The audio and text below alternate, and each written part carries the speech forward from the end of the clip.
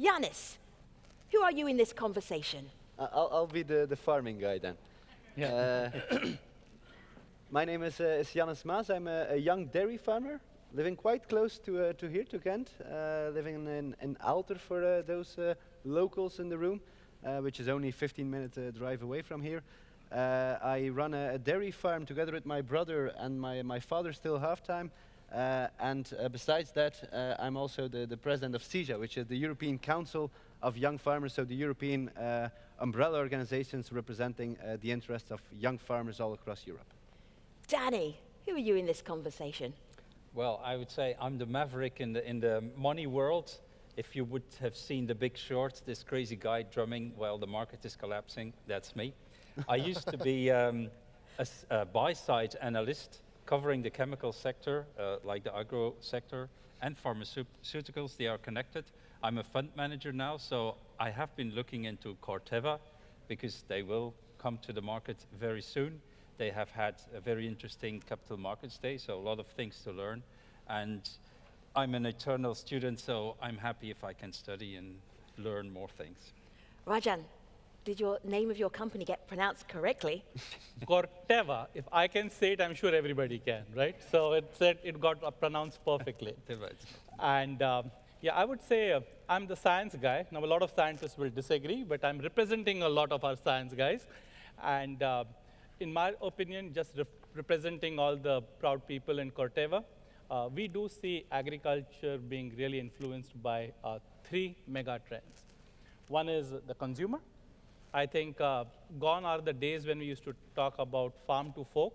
I think we need to start thinking about fork to farm to fork. It starts with the consumer, it comes to the farm, and it goes back. So the consumer. We do believe very strongly in collaboration, and I was happy to hear that even a Nobel laureate agrees with us, so that was very positive. So that's the second C on collaboration. And the third thing, coming back to the science part, which we are very fascinated about, is the convergence of technology. So whether it is crop protection technology, biotechnology, seeds, digital, nanotechnology, all these technologies coming together on Jannes's farm, that's what is exciting. So those are the three C's which we believe, and I'm really looking forward to learning and participating in this session. Eduardo. Yes. I like to define myself the organic believer, so I would be the organic guy. I spent the last 20 years of my life working with the organic sector, and currently I'm the director of the International Federation of Organic Agriculture Movement of the European office. And I spent the last 10 years working on research and innovation for the organic sector, and I helped building up the European technology platform for research in organic and agroecology. So apparently the future of farming is male. In my vision, in 30 years' time, we have the same panel, and it will be 50-50, and maybe even more women than guys. That is my vision. Danny, what is your vision? Take us to 30 years' time. What do you see farming as being? What does it look like? Well, I have two things from the technical world. Let's say we will all be part of the AA club, Alcoholics Anonymous, or Autonomous Ag or Agro. So you will have robotic farming, which has many aspects. Machines driving themselves, machines telling you when to harvest, how to sow, etc. So this whole robotic thing, that's one thing. The next big block is digital, and that's really huge and large. And as you say, everything is integrated. With digital comes big data analysis, drones. Not only Amazon will be using drones, farmers are using it. They are even, you now have micro satellites, small satellites which are used now. Climate has always been important.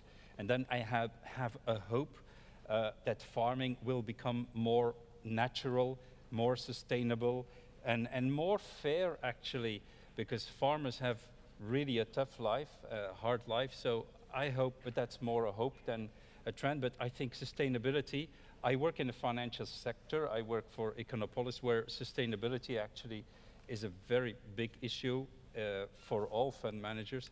So that's my hope, but I see it changing already.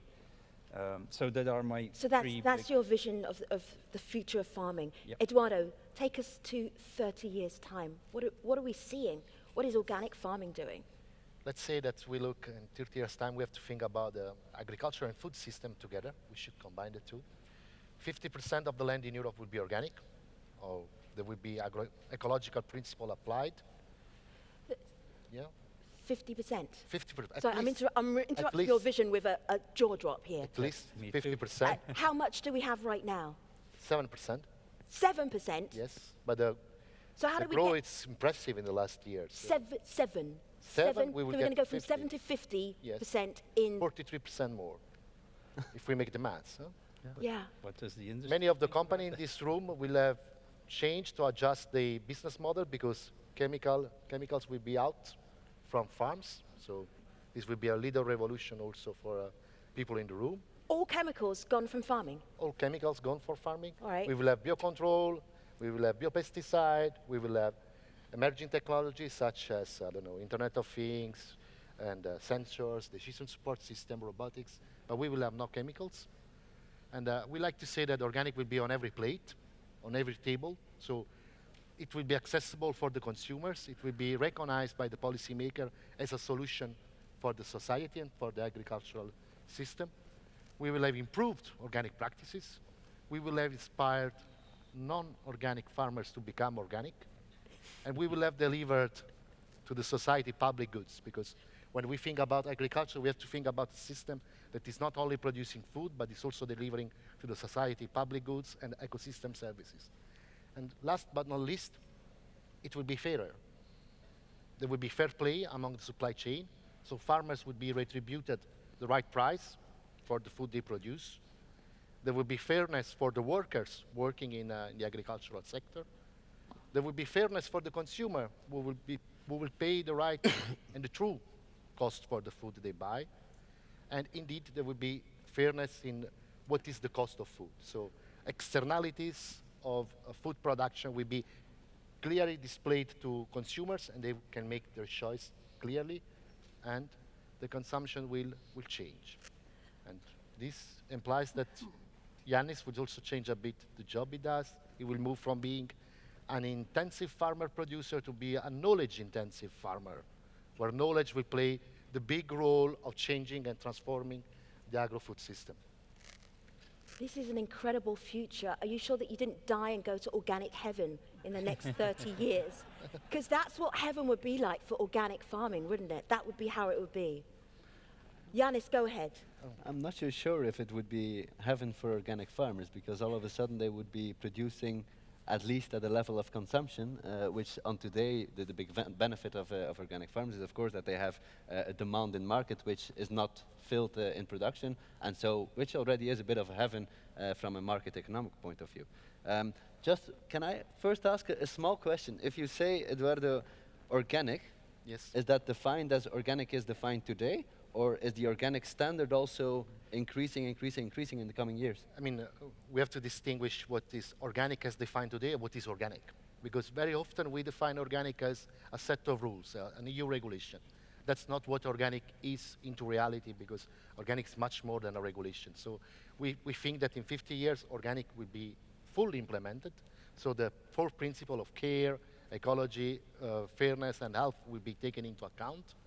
And actually, I don't see this more than 50% land certified organic. What is important for us is that the principle of organic and agroecology will be implemented on the ground. So we want a transition. What we see in 30 years from now is that we are towards the end of a transition to make our food, agriculture and food system more sustainable. So it doesn't matter whether you are certified because you want to sell on the market as organic, or whether you are not certified, but you are still producing organically, and you are still delivering public goods to the society. So I think that's an important point. Thank you for asking. Yeah. I also have a question on this organic, but I would like to hear the industry's point of view, because you speak for Europe, I think, as you say. Mainly, yes. Because we have the huge farms in the US, of course, but we have Brazil and the other states. We have Asia.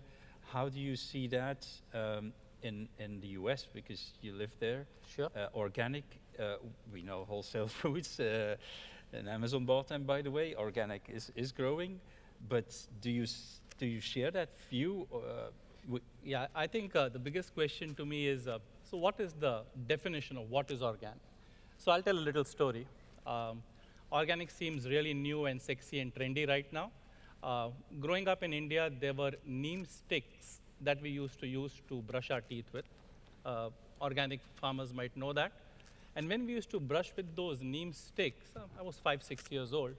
Not a lot of fun, but it was effective because my mom said it was the right thing to do. 2, 3 years later, there was a neem-based toothpaste. And that neem-based toothpaste is something which every year, even now after living in the US for 20 years, when I go home, my mother packs saying because she still believes it's the right thing to do. So is the neem stick organic, or is the neem toothpaste with the neem extract organic? And I think if it was the neem stick, I could never carry that back because USDA would not let me bring it back. And there is only so many sticks that you can carry. So I believe you are going to have to find out, because there are a few things which my friend here mentioned, Eduardo, biocontrol, biopesticides, organic, all buzzwords, but really what are we trying to do? We are trying to achieve what he said. From an industry standpoint, we are truly trying to create a planet that we can be proud of. And if I was to tell you my vision for 30 years, which will fit right here, it's a small poem. I'll make it up as I go. I'll use some poetic license, but where science wins over fear, where truth triumphs over smear, where consumers trust what we do over here. A planet that is healthy, a planet that is nourishing the population, that to me is the vision of the future, my dear.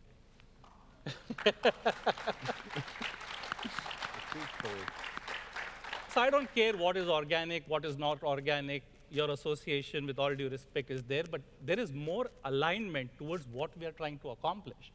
So let me give you an example. Today, just today, we got a European Union approval for a product called Rinskor. A shout out to all my friends here who work on it. That product is used at 10 grams of active ingredient per hectare. The products it will replace are using 1,000 grams of active ingredient per hectare. You have a 99% reduction in chemicals. Plus, this product has been in development for 10 years. If those products have going through the rigor of science, I do believe that we have a vision where 90% of the chemicals that are used in the world today, organic or not, will reduce because science is changing. Why am I so confident in the next 30 years? Because I can look at the last 50 years. What was used in 1960 as chemicals has significantly reduced today, but now that technology is ramping up, to me, that's what industry is going to do. Industry is going to give innovation to feed the planet in a way that is sustainable and make sure that there is food supply for everybody. And it's not a marketing gimmick or a tab or something. That's essentially what we do. That's why we call ourselves Bill Nile, the science guy. So. Oh. If I may, they will be, whether they want it or not, they will be organic. Because we money guys, we also use the term organic. You have organic growth and inorganic growth. Inorganic is acquisitions. And as we probably all know, there has been a huge consolidation in the sector. Bayer has bought Monsanto, God forbid. Corteva is being spun off. Corteva. Corteva. He'll get it. Corteva. We'll get there. Corteva, we'll get into it. Is being spun off. It's actually a very exciting time because they just had an investor day. There's a lot of information on it. I have already a lot of notes and introductory notes, then they do a large study. You have Syngenta in the hands of the Chinese.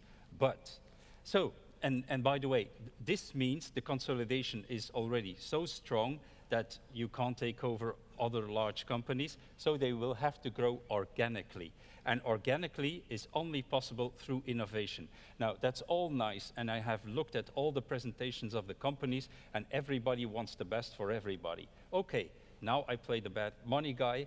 Well, Bayer, I said so. We have the Roundup situation. And that's, I mean, you have to imagine Bayer has bought Monsanto for $63 billion, roughly speaking, dollars. $63 billion. But since the acquisition was finished, the market capitalization, that's the worth of the stocks, the equity of Bayer, has lost about 35 billion.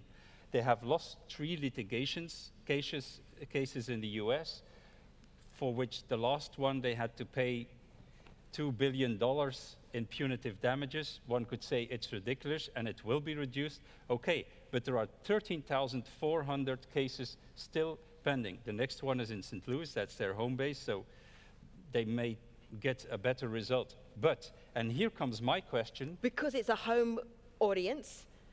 Yeah, for St. Louis, Yeah. for Monsanto, yeah, So you think that's the judgment will be indeed. different there than it would be Well, anywhere else? we'll have to see, we'll have to see. But the big question for me, well, first of all, as a, let's say, okay, I'll play the fund manager. The sentiment in the markets, well, the sentiment in the markets is not that great anyway. There's a certain Mr. Trump doing kinds of things with Twitter, but the sentiment towards the agrochemical sector and the ag sector in general is bad, because the ag cyclus is at a low point, and for quite a while. The income of the farmers in the US has been reduced by about 31% or more since 2013, so it's really a tough time in general. Look at all the prices for the grains, for the oilseeds are rock bottom, so not a lot of money is made. And then on top, you get litigation. And if there's something investors hate, then it's litigation. And in the US, you don't know where it will end. So even apart from the unfortunate situation in Europe where CRISPR is seen as a kind of GMO, so where you could have great improvements, but where it's held back by the public opinion, I would say. So Danny, where are we going with this? The question is, very noble intentions, but the reality is Roundup is, quote unquote, killing Bayer. I mean, it's a horrible situation, and how do you address that? Because what Bayer is saying, what the industry is saying, what perhaps a lot of people in the audience are saying is, look, there are 40,000 studies on glyphosate, it does not cause cancer, it cannot be proven, etc., etc. But the result is that they lose these law cases, plus that the public opinion is very negative on companies like.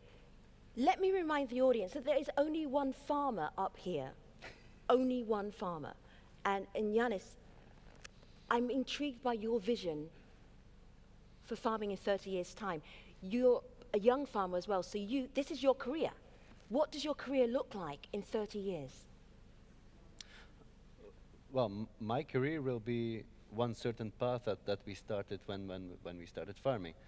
However, when we look at the more general picture of what will the sector look like, I think it will be a strengthening of what we have today. Today, if you look globally, we have a massively diverse agricultural production system, going from organic to non-organic, from large scale to very small scale, from crops to livestock, for everything what you want is there. And I think that diversity will not go away. I hope that diversity will not go away, because that's the only way that we are able to act upon trade issues, act upon weather issues, act upon consumer pattern changes, so that diversity will remain. However, where I do think that we will see some general changes is a bit what Eduardo said, in the sense that I don't have that vision of, okay, let's make 50% of European production organic, but I do think that some of the organic principles which are out there will be adapted more and more into conventional farming. Mm-hmm. And so that just the name will change a bit, but the practices, or the other way around at least, the practices will change, but the name will remain. So that diversity will still be the core of agricultural production, with, of course, the high tech, which was already described, being much more in place than today. But we will still see farmers who choose, because of a public opinion that wants some natural product which is not produced in robotic environments. So also farmers will play on that market. do you see a big difference between the organic farmers that Eduardo is representing and what you're doing? No, 'Cause I your also face when he represent was organic talking farmers. your face was a vision. He was talking, you're like, how is this even going to be possible? I mean, are you comrades or are you frenemies? We're friends. You're friends. Just yeah. friends. We are. Yeah, they chose to even sit on the same sofa together. Yeah, so. No, of course, the role that we play is a different role. Where I, well, if I describe the diversity of our sector, that's also because I represent that broad diversity. Our young farmers are that diverse sector, so I want to represent all of them, where Eduardo, of course, represents a particular part of that sector, and also with a clear vision of that a part of the agricultural sector needing to grow. For us, that's not a shared vision by definition, in the sense that if it grows, well, great, we'll represent it along. If it doesn't grow, well, as great, we'll keep on representing it as it is. If I can just add to my vision, the next president of Zesha in 30 years, he will not speak about such big diversity, because the majority of young farmers would be organic, because this is already happening now. I mean, if we look at the statistics, I was reading the Italian newspaper, I'm Italian, so I was looking what's happening in my country, and I mean, it was evident that young generation are going to organic. 22% of the overall organic farmers in Italy are young farmers. Let's say younger than 40 years as the definition, while if we look at the conventional sector, only 8-9% are below 40. So this aging issue, the generational change, is bringing new people into organic business. If I can use an expression you shared with me this morning, I mean, organic is making being a farmer sexy again. So we have young people I coming didn't say back. quite that. What I did say is that there are lots of places around the world where young people do not want to farm. There's not enough money in it. They'd rather do tech. Farming is not sexy. There are lots of conversations Or and it's people too dry. planning. Exactly. Maybe. How do we make farming sexy again? Eduardo sees the world through the lens of organic, so he thinks that I said organic farming is sexy. I'm just going to leave that to you. Please continue. Yes, I mean, I said I'm an organic believer, so I look at it with the organic eyes. But I mean, for us, it's clear that something is changing, and the new generation are interested to get into the agribusiness, but they want to do organic. They want to do organic because they see the possibility to sell on the market, because this market is growing. I mean, in Europe, the last 10 years, we grew for more than 150%. In Denmark, 13% of the overall food market is organic. I mean, these are very comfortable data for an entrepreneur. How much is that in acres? Do you know that in millions? It's 7% of the surface, should be about 30 million hectares. Oh, that's worldwide. quite a lot. Yes. No, that's a lot. I have the data if you want. But No, that's a lot. So this is interesting. I'll give you my perspective. I think we need to dig one step below, where what exactly are we talking about when we mean organic? I think people are trying to come up with a way to make sure that we are farming responsibly and sustainably. I've had the privilege of working with farmers in 60 different countries in the last 26 years. And I've not yet met a farmer who is not caring about their land. You know why? Because they own that land in many cases, and they know that if they destroy that land, their tomorrow is not going to be there. Where there are people who rent the farms, landowners are making sure that the nutrients, et cetera, which are left behind, it's a part of the contract. So it's a business. But from that perspective, I do want to talk a bit about Corteva. We are the world's largest natural products company. We have an insecticide called Spinosyn. Feel free to Google it. And we sell about $800 million of that worldwide. That product was formed from a bacteria. A quick story. Femi said 1.5-minute story, so this will be shorter than I that. didn't give the stories a time. So, I said judge the audience yeah. and keep it fairly brief. So here is But by all means, continue moderating. Sure. So here is the story. We had a scientist who was on a vacation in the Caribbean, and as good scientists should do, he went to a rum distillery. And when he went to a rum distillery, he saw the sand there was actually very pristine.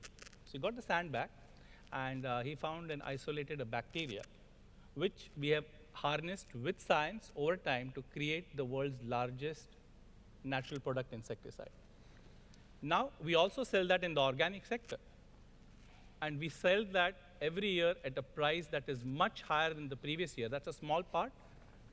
There are two reasons why we sell it at a higher price. One, because we can.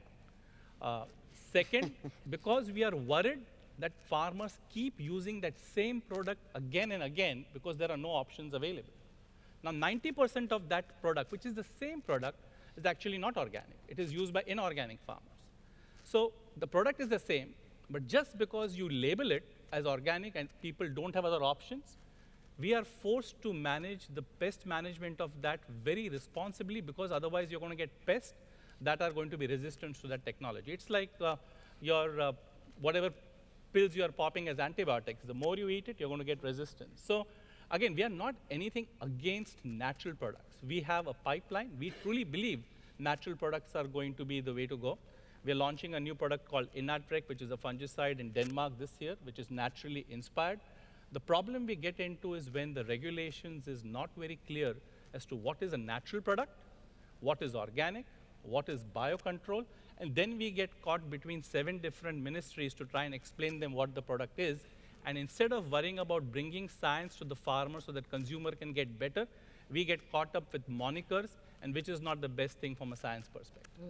I'm going to remind our panelists that we're thinking about 2014. We're not thinking about necessarily now. We're projecting ahead. Consumer behavior is going to drive whatever happens in the next 30 years, whether we know it or we don't know it. When I say that phrase to you, Yanis, consumer behavior, what do you feel that the consumer can do to the farming industry that may either be positive or extremely negative?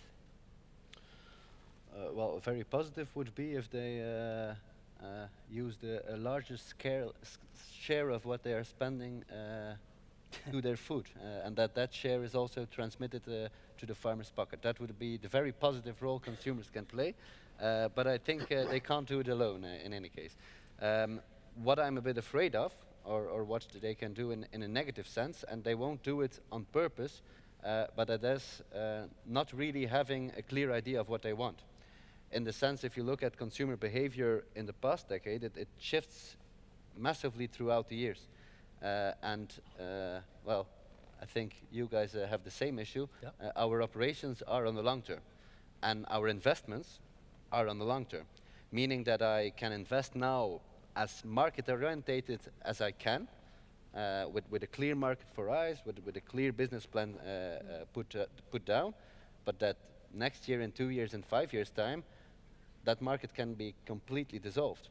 And therefore my investment, which is very often 15, 20 years' time in agriculture, is no longer viable on those same market conditions. And I think, going a bit on the organic again, I think that might be one of the biggest threats to the organic sector, is that their market is going to shift at a certain point. Because at a certain point they will go from a market which is pushed by demand into a market which is, just as we are facing now as a conventional sector, which is being created by supply. And the moment that shift happens, all of a sudden you will have same market conditions as we are feeling now in conventional farming. And I'm afraid that a lot of our young farmers who are indeed, as Eduardo said, investing in organic at this moment, won't be able to cope with that moment. And so we'll have to think already, and I think the organic sector is doing that, think about streaming that market in an organic or sustainable growth from an economical point of view as well. Danny, go ahead. Yeah, I was thinking of the consumer, but there are so many things. For instance, a few weeks ago in a Dutch paper, there was a large article on cheese, a very dirty product. Who would ever think so? It was about the CO2 emissions that are caused by the cheese production. But we also know cows. Cows are very dirty beasts because of all the methane they produce. Now DSM in Holland is working on a project which they call Clean Cow. So again, technical solutions are being worked out. You did air quotes, so it sounds like you're not No. I do believe it. It clean. really reduces the emissions of methane and so CO2. Yeah. I don't know about clean, but all cows are sacred. again. Yeah, well, the cultural element is important. Yeah, but culture and shifting consumer moods. We see now the non-meat burgers in the US. We see there is actually a company already on the stock market. It used to be it's like chips, chips, not cotton chips, but the semiconductors with a very, very high price in the beginning, but the prices will go down. So especially if, who can imagine what will happen in 2040? That's a very, very long time. So what you're saying is that we cannot predict consumer Oh, behavior. well, no, you cannot There's no way. predict, but I mean, if just I mean, I feel a hypocrite myself. I love animals. We shared part of our youth on the farm. I used to spend all my time in the holidays on a farm like yours. I love animals, but I do eat meat. That's not. And, I I mean- that's not making you a hypocrite. Well, yeah, but It's that okay to doesn't do have that. to be a If- contradiction. If I could avoid that, and by eating this naturally produced meat, not by animals, I would try it. So that is one example, and you can see that the huge firms, multinationals like Unilever, they already bought a veganistic butcher, etc., and other companies, Nestle, are also investing in that because for them it's absolutely crucial to be on the trends. But what you said in terms of volatility and very shifting moods is very true, and that's very difficult if you have to do long-term investing. Yeah, I think when we talk about the consumer, it might be actually more simpler than we make it to be. What the consumer is really looking for is to just be a good human being. If it's a mother, she wants to make sure that she's feeding the child what is nourishing. If you are a consumer yourself, yeah, there is one farmer but 4 consumers. You want to eat healthy, you want to eat tasty. So it's not really that complicated. But at the same time, we know that people want to make sure that planet Earth is safe. We want to do things sustainably. All of us have a responsibility towards that. And when we think about the consumer, which consumer are we talking about? Are we talking about you and I? Are we talking about people who might be below the poverty line? Are we talking about people who might have obesity issue? Are we talking about people who are undernourished? I think when we talk about the consumer, we all have a vision of who we are talking about, and Who that's do true. you see? I see everybody. In my company, globally, we Good see business to see everybody. absolutely. Yeah. That is how it is. And to me, that is why you want to think about sustainability, not as something which only a few people can afford, but it is a responsibility that a company like ours has. When we designed our purpose statement, it is a new company, to your point. We are going to be going on the New York Stock Exchange on June 3rd. And our ticker symbol is going to be CTVA, Corteva. Rajan, you're really bad at promotion. Yeah, this is awesome. That's Yeah. terrible. Hey, there is a good I mean, chance we you know guys are on nothing YouTube. about your future plans. We know nothing about your products. It's Make your fantastic. point, because I want to move Here on. is my point. Yes. When we were talking about our company, we said, what do we strive to do? Yes. Enrich lives of those who produce and those who consume. And it's not any one person, it's across the globe. Ensuring progress for generations to come. And that is our North Star. That's how we act, that's how we behave, and that's how we invest. All right, so I have to just say how. You Yes. tell me, I'll be more than glad to tell you. Natural products, Yes. like I told you, that is one of the areas which How we much believe are going to go on. percentage of your sales is that? From a crop protection standpoint, today it is about 20% of our business. I told you that in our opinion, today, let's talk about facts, forget the opinion. The whole crop protection business is a $50 billion business, globally. All chemicals sold are $50 billion. 85% of that product is actually off patent. We talk about innovation, but 8.5 out of every $10 that are spent in our industry by farmers is for off-patent stuff. Why? It's not like we don't have a pipeline, but the regulations keep getting longer and longer. There is words which are thrown out which don't always stand the stand of science. So I do believe that the way we are going to get there is to have 35% of our portfolio shift from today, which is 12% being patented, to 35% being patented, by launching new products like Rinskor that are going to help farmers, that are going to be helping the consumer, and is going to help the environment. That's how we are going to do it. Rajan, I just saw Danny get out a pencil and write down a note. What did you write down? Oh, a lot of things, the Yeah. numbers, but we like Yeah. numbers. Are you just checking to But see if this computes You have what, to know what that Rajan is saying? you were Oh, saying it will compute. I Yeah. might not be good at many things, but math I'm good at. So All right. yeah, it will All right. compute. Okay. from 12 to 35% in patents. I was thinking of Corteva is paying about 800, 750 million in licensing fees to Bayer and others. That is now, royalty on and the if- seed side. Yeah, royalty on the seed sales. So crop protection And sales oh, are. yeah, and the seeds. Yeah. Yeah, there it's much more important, and we have the whole patent situation. And Corteva hopes in a few years to have their own products on the market, so they don't have to pay the others. But in This terms panel of was brought to you by Corteva. but in terms of fairness. Danny has said the C word more times than I have, in all fairness. Okay. All right. But in terms of fairness, because there are a number of things of fairness. If we talk about the future of farming, I was also thinking of farming is also huge plantations. You know, Sure. you have these huge plantations who destroy so much forest. You have that. You have the extremely large farms, industrial farms in the US and the others. You have the family farms. You have the eco farms. Knapp in Sussex is a fantastic experience where you have rewilding. So an old estate where they have extreme biodiversity. You have that. You have vertical farms, which people talk a lot about now, introduced into cities where they So will. you're talking about innovation, but you're doing it so fast. I want you to take a pause, and we'll okay. come back to it, because I want to enjoy the innovation and looking at the trends going ahead.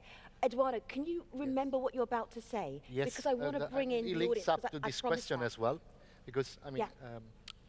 the colleague has talked about Yeah. affordability and sustainability.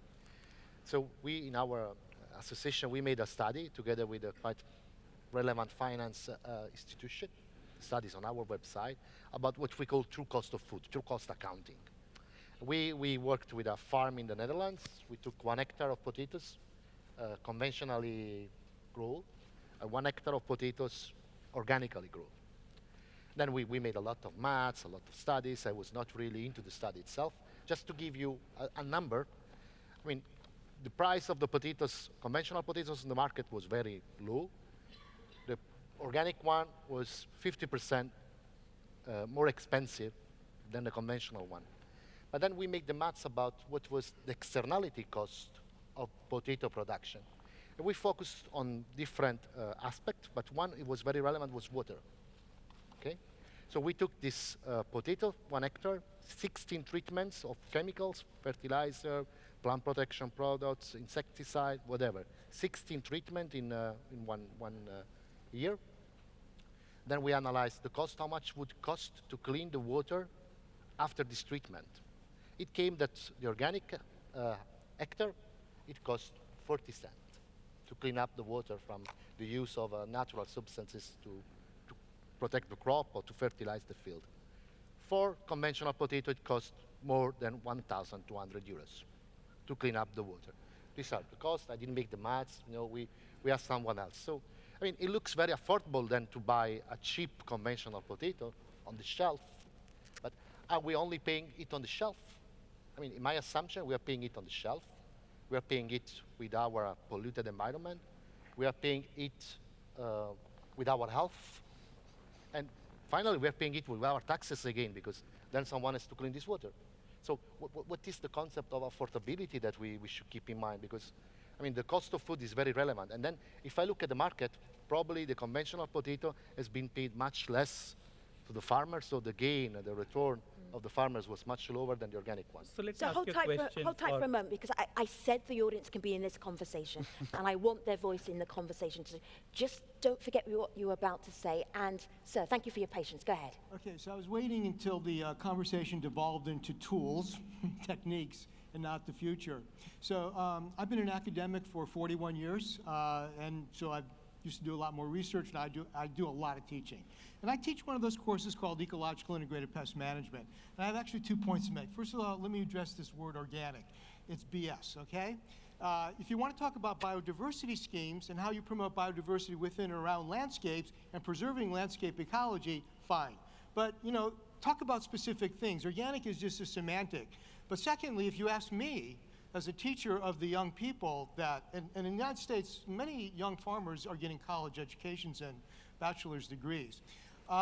If you ask me what's going to look like in 30 years, because that's where the conversation is, it's going to look like houses, it's going to look like roads, it's going to look like pavement. I live in the middle of farmland. I have 3 major crops that I could see from my front picture window. And I can tell you, they just auctioned off, and this is an example, 99 acres of the orchard. It was auctioned off as residential, single and multi. We see farmland disappearing, and I'm worried about the demographics in the future because I can only speak in the United States, but our farmers are getting older and older, and they are not, the land is not being passed down as rapidly as it used to. And I'm really worried. And if you want biodiversity, to swing it back, if you want biodiversity, which is really the key to what I think you're calling organic, we can't lose our farmland, we can't lose our landscape ecology. And that's what worries me about the future of farming. Thank you. I mean, Is there anybody else who, thank you. All right, let's get the microphone down here. I thought that was more a challenge and a statement. We don't have to pick up on everything. Thank you. The loss of Yes, right. So keep your hand up until you have a microphone in it. Fantastic. Any more hands up? We have more than one microphone. Any more? Any more? There you go. Beautiful catch. Hello, sir. Right. Hello. Perhaps building from that, and also the last thing we heard there was rewilding in relation to a single estate in the UK. But if you look at all of the climate change and biodiversity policies that are coming forward for the future, they talk about massive rewilding within Europe, let's say, to start with, and also the production of local food. So if this is really going to happen, and it's absolutely crucial towards these strategies, how is that going to impact agriculture? Lots of the agricultural land will be rewilded, let alone that's built on. So whatever is left is going to have to produce much more intensively. So how does that fit with the sort of strategies that we're talking about? Who wants to take that? I'll be okay, go ahead. Giannis, go ahead. Well, I think the two are indeed a bit interlinked. And it's always a bit discussion between land sparing, land sharing. What is the best solution?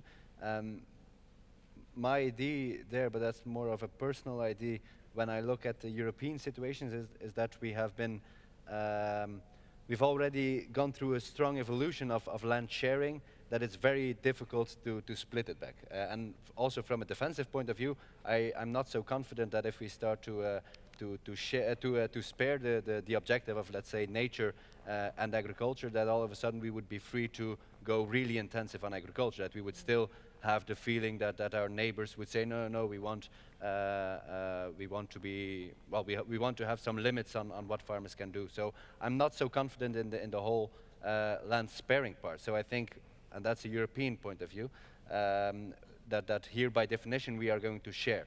And that means making our farming practices as sustainable as possible, so that those two don't have to be a contradiction. And then coming to that point, what we really need there, from a young farmer point of view, and that's something that we see in Europe but globally. Yesterday I was in Luxembourg for the General Assembly of the World Farmers Organization, talking with young farmers from all across the globe, from all continents. Our challenge is very similar. That is access to land. And when we speak about access to land, that is sustainable long-term use of land. Soil health and soil quality, which is a very strong factor within biodiversity as a whole, demands some practices. If I'm not sure that I will be able to use my land year after year after year, why in God's name would I invest in that? Why would I not completely go for the quick fit, for the quick profit, and try to get as much out of it? If you want to convince farmers and young farmers to really go for a long-term investment in the quality, soil quality, biodiversity, which is indeed giving them a return on investment at the long term, but then you have to make sure that they are still going to be the ones who profit that long-term benefit. And so making sure that farmland is accessible, but also there for the long term for young farmers is essential to achieve any kind of environmental objective. Yanis, I just want to tell everybody that you are now a Euro millionaire, because you signed a deal with the bank recently. Tell us about that. Yeah, well, yeah. I don't know how it works in the UK, but when we sign off in the bank, you're rather poorer than before than richer.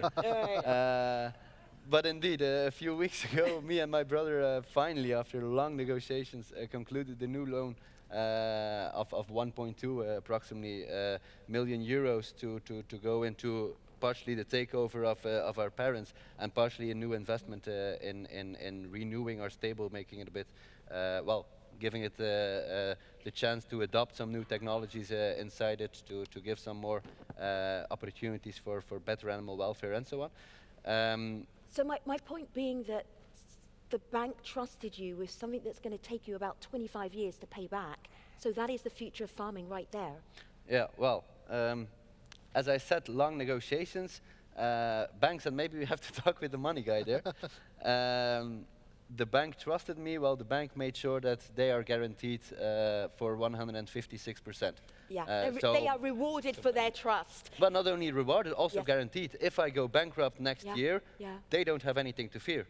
They are guaranteed on the back of my parents, on the back of everything we could put into the topic, which is not so wrong as such. There is nothing wrong. They also have a business to run.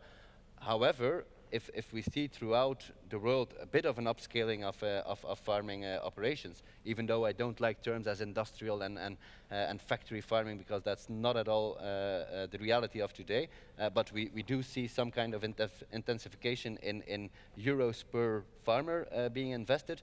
That for young people, again, that is a massive challenge, because I can't go to a bank and say, well, look, you can put my house in a mortgage or put 200,000 euros that I earned, because, well, I haven't earned them yet. I'm still at the beginning of my career. Eduardo, I want to put this question to you that's come up on the app. It's from Gavin Stiles, I'm guessing. Farmers clearly need to be paid more. You have talked about how organic farming is attractive to young farmers due to economic returns. You've also, as a panel, talked about marketing and making food available to all. In a transition to organic farming, how do we balance these issues? Yes, I give you an example. I think it's the best. Our organization is not representing only farmers.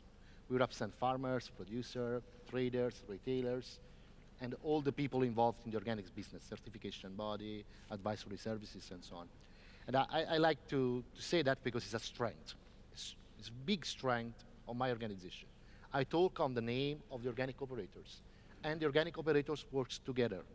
Whenever I say a position of my organization, it's the position of the organic sector. And we enhance this cooperation a lot. We want people to cooperate. This is what is happening also in the market, what is happening on the ground. We have more and more a kind of supply chain approach in which farmers work together with the processing industry, work together with the retailing industry, to make sure that what they are producing will be sold on the market, to make sure that the relationship in the supply chain will be the correct one and the farmer will be rewarded with the right price. I mean, what is happening now in organic is exactly this. We have more and more of these supply chain contracts coming up where farmers cooperate with the full supply chain and where their products are put on the market with the right price. And this is not only good for the market itself, but it's also good when we talk about biodiversity, because many of these farmers have the possibility to cultivate varieties that are not the classical varieties, but through these agreements among the supply chain, through this big deal that they have with the retailers and the processor industry, they are able also to place on the market these other varieties. So it's really an effort. And I think this is working out now, and this will also guarantee stability for the future. Then I would like just to add that going back to the issue, shall we have land for nature or land for farming? I do agree that we should have land for farming that is farmed in respect of the nature. And I think we should understand now to make sure that in 50 years this is well clear and it's clear for everybody, that a farmer is also producing public goods. I said it already 3 times. I mean, our farmers are not only producing food, they are producing something more. They are returning to the society, biodiversity, landscape management, water preservation, and so on. So we have to make sure that these public goods are rewarded in a way. All right, And Eduardo, thank you. I hear you really beautifully. I have only a few minutes left, and as always, the questions start flooding in when you have 7 minutes left in a 1-hour conversation. Hello, good afternoon. Hi there, thank Go you. ahead. So I've appreciated the conversation, but to Rajan's point, I think it's very focused on Western affluent consumers that look a lot like us. And as much excitement as there is about organic versus conventional, it's not why I go to work every day. It's because there's rampant hunger across the world. And so I just have a question, based on what your predictions are for 30 years from now, each of you, do you see hunger increasing or decreasing in our future? Because that's why I've devoted my career to agriculture. This is a hard question to ask because we actually discussed this a little ahead of time, and I felt that the most that our panelists could do, because they're very experienced in their fields, is to talk about the experience that they have. But we have a global conference, and the global perspective would come from the audience. So it's very difficult, I feel, to ask people who are based in Europe or the States to talk about global hunger if their work area is in Europe or the United States. But if you have a comment, go ahead. Make it fast, because I also want to bring in some other things in the final few minutes of the conversation. But that is why it's a great point. It makes sense. But I feel that that information is actually there rather than here, as you pointed out. But it's all about sustainability and fairness. People are starving in Yemen. Why? Because Hutu rebels are refusing aid. I mean, it's politics. Politics is extremely important. So that's an element. Then all the waste. You are from India. With the supply chain problems you have there, a lot of food is simply wasted. And that's what's happening across the globe. And then the other element that you can see in the company presentations is the climate change. In the Bayer presentation, by the way, and it's in the others as well, is expected that you will lose about 15 or 17% of the acreage in the next, 20 or 30 years because of climate where are we change. talking about specifically? Because that was a challenge to, you're very Eurocentric. Where in the world are you talking about? So, Kumi, That was the problem with that. Am I allowed to answer Okay. that? I Yeah, do yeah, work please, globally. please. I've got to leave this audience with the belief that we are going to solve the problem of world hunger. We cannot leave this place believing that we cannot. Because if we, from a science standpoint, don't believe that, who will?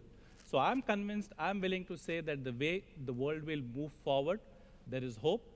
Look at our history. We have fought off diseases, we have fought off plagues. This is the next challenge. And all of you, please go to work with hope, because collectively we are going to be able to fix this problem. And that's not me or him, it's all of us. And that's where the collaboration comes in. So globally, I'm convinced that technology is the answer. Productivity per acre is the answer. We're going to do it sustainability, and we are going to solve world hunger moving forward, period. Yeah. Hold tight for a moment, because I want to get Giannis in here. Yeah, in November, I had the chance to be in Rome at the CFS meeting,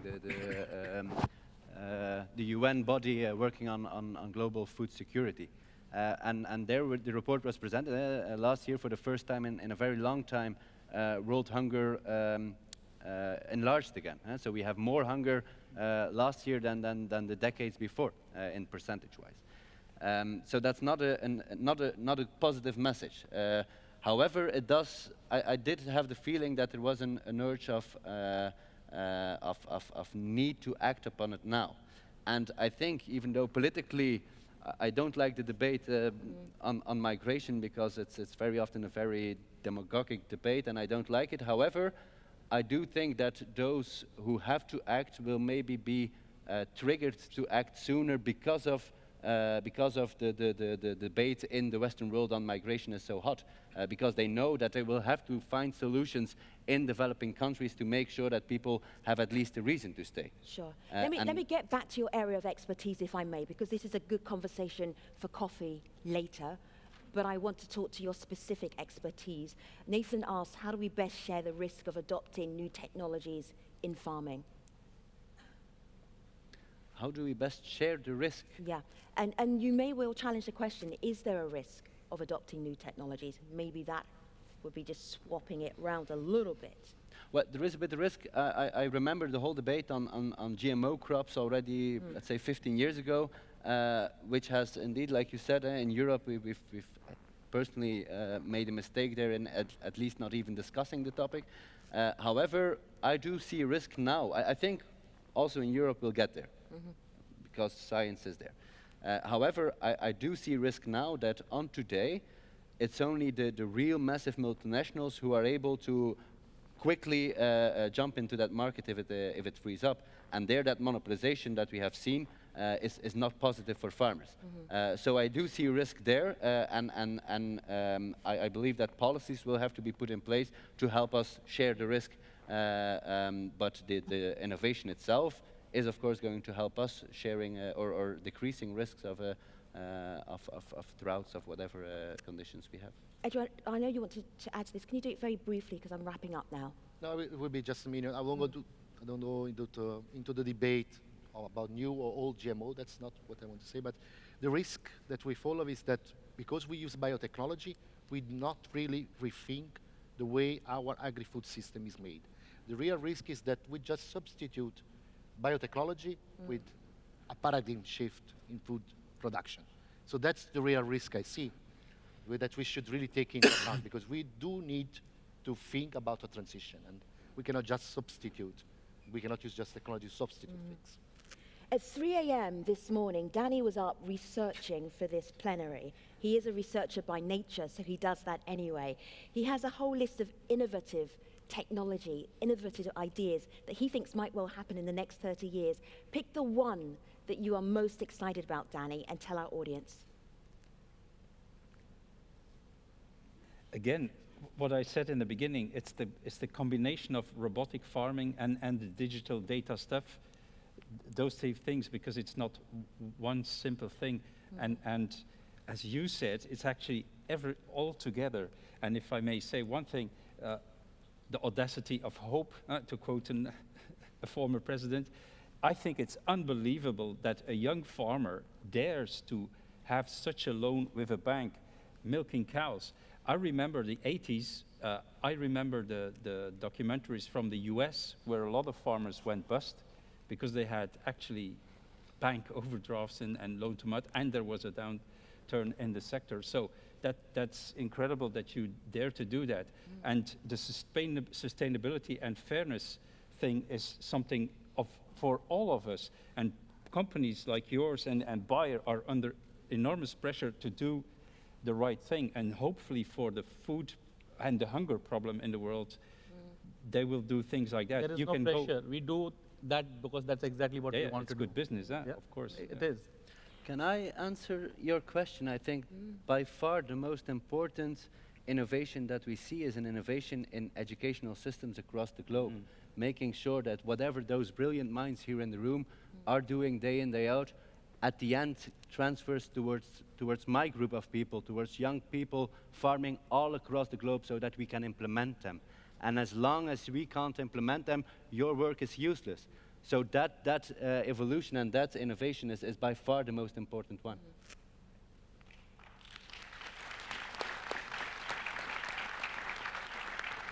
So Yannis told me something that I want him to use as the wrap-up thought. It was something he was very passionate about, that he really cared about, that he wanted to tell the audience. Danny, you may well have already told us the thing that you are very passionate about. What is the most important thing that you want this audience to remember in a single sentence? You should not only educate the farmers, which is what the companies are trying to do, but the scientists must be much more vocal towards the public, so that the public does not block new technologies and good technologies, and especially the politicians. What we hear and read is about companies lobbying for bad practices, so the scientist community and the companies should should educate the larger audience, and they should get an audience, of course. So that would be an important... And since you've been researching since 3 a.m. this morning, what company should we invest in? Just give us a name. For the moment, we won't tell anybody. We'll have to wait and see for Corteva, which might have a discount because the situation is not... Because they've mentioned so much in this plenary. Danny, thank you so much. Eduardo, What is the most important thing that you want the audience to remember? Do not panic. The future is organic. Yeah, that's. Rajan, I am pretty sure they're going to remember your poem. But other than the poem, what's the most important thing you want the audience to go away with? I'll go back to the 3 C's. Consumers need to trust the technology, for which education is a part. I'll go back to collaboration. No one of us can do this. Governments, NGOs, organics, institutions, scientists, companies, we all have to work together to solve the problem. And convergence. Nobody has one technology which is going to fix the problem. We are all going to have to work together, whether it is the Googles of the world, IBMs, or Cortevas of the world working with Yanis and the farmer, the convergence. So to me, consumer trust, collaboration, and convergence of technology is what I want to leave you with. So with Yanis, something is very close to his heart, and that is the image of farming, the reputation of farmers. He wants that to be different in 30 years' time. Actually, now. Yanis? Indeed. Yeah. That's the shortest. I'm reading your mind. No, indeed, this is something, well, it's staggering to see that it's all across Europe and all across the globe. When we look at what is the major problem, why do young people don't enter the sector? Well, we have the general, the technical ones, access to land, access to credit, which is difficult, and so on. But one of those extra things that comes about, and I feel it very strongly with myself, is a huge risk these days of being almost outlawed by parts of society. And in that, the reputation of agriculture really has to change. And I'm glad that you've mentioned that this group also has to communicate to broader society to tell what farming and the whole food industry is on today. It is indeed, we are in what we call the fourth industrial revolution, farming 4.0. People still think that we farm like in the 80s, if already they have that kind of notion about agriculture. And so I think that is the most important thing to change globally and today is making sure that the notion on farming gets into a positive vibe, so that that positive vibe can also concentrate in bringing positive change for the future. There are so many things that you can possibly do at the end of this panel. There is there are the whole evening of events that you can go to. Look on your app, look on your program. But there's one that I wanted to tell you about, which is the ISCP reception. It is in the casino room. Before you all rush there, if you're not invited, if you're not registered, you can't get in. But if you are invited and you are registered, enjoy that. That is in the casino room right here. One more thing that we need to do for this plenary is thank your panel. Thank you. Thank you. Thank you. Oh, Thanks. so we finished the panel.